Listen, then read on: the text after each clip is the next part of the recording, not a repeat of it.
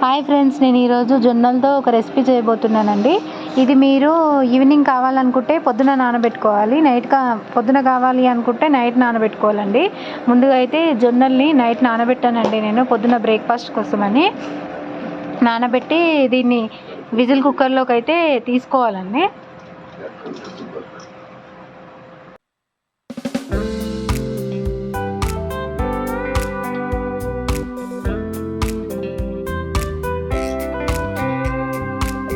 తగినన్ని వాటర్ పోసుకొని ఒక 6 విజిల్లు వచ్చే వరకు పొయ్యి మీద పెట్టుకోవాలండి.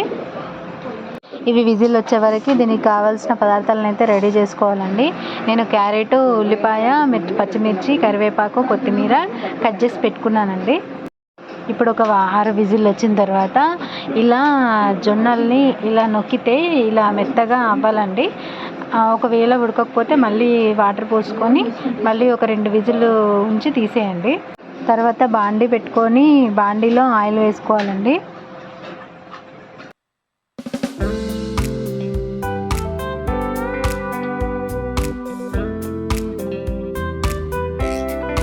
ఆయిల్ వేడైన తర్వాత ఆవాలు, జీలకర్ర వేసి వేయించాలండి.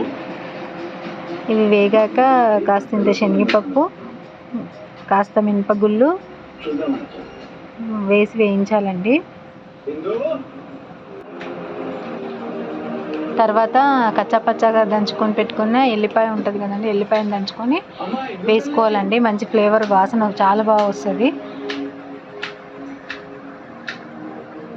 బాగా వేగిన తర్వాత పచ్చిమిర్చి వేసుకొని వేయించుకోవాలి.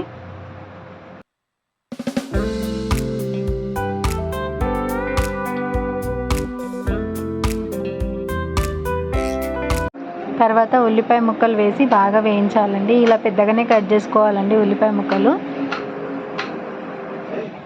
ఇవి బాగా వేగాలి.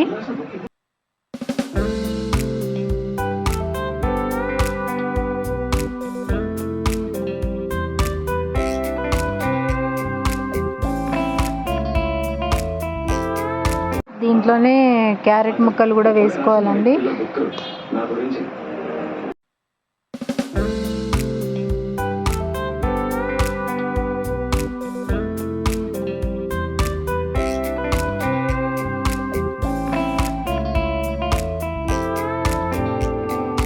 ఇవన్నీ బాగా వేగిన తర్వాత చిటికెడు పసుపు వేసి వేయించాలండి. బాగా కలపాలి. సరిపడా ఉప్పు కూడా వేసుకోవాలండి. కారం ఎక్కువ తినే వాళ్ళు కొంచెం కారం కూడా వేసుకోవచ్చండి. ఇవి బాగా వేగిన తర్వాత మనం ఉడికించుకు పెట్టుకున్న జొన్నల్ని కూడా వేసి బాగా కలపాలి. బాగా కలిపి మూత పెట్టుకోవాలండి.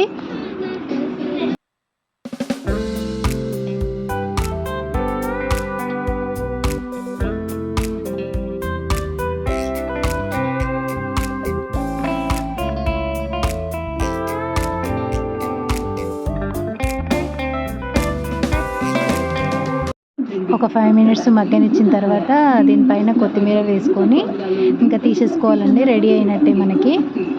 చాలా హెల్త్కి మంచిదండి ఇది. మీరు కూడా ట్రై చేయండి. నా వీడియో కనుక మీకు నచ్చినట్టయితే లైక్ చేయండి, షేర్ చేయండి, కామెంట్ చేయండి.